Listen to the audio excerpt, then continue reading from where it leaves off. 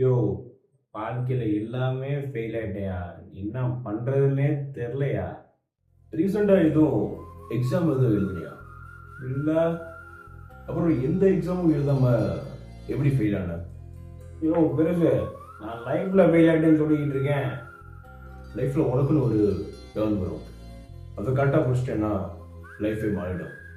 நான் தெருமுக்குள்ள டான் பண்ணேன், wine shop தான் வந்துச்சு, உள்ளே வந்து உட்காந்துட்டேன். அப்புறம் நீ ஸ்மோக் பண்ணது இல்லை? I don't want you smoke. யோ வந்ததுலேருந்து இழுன்னு எடுத்துக்கிட்டு இருக்கேன், பார்த்தா தெரில நான் செயின் ஸ்மோக்கரியா. Smoking is injurious to health. புகைப்பிடிப்பது புற்றுநோயை உண்டாக்கும். யோ இனியா படம் போடுற மாதிரி பேசுறதெல்லாம் இப்போ பேசிக்கிட்டு இருக்க. ஹாய் மாலினி, இதை நான் சொல்லியே ஆகணும். நீ அவ்வளோ அழகு.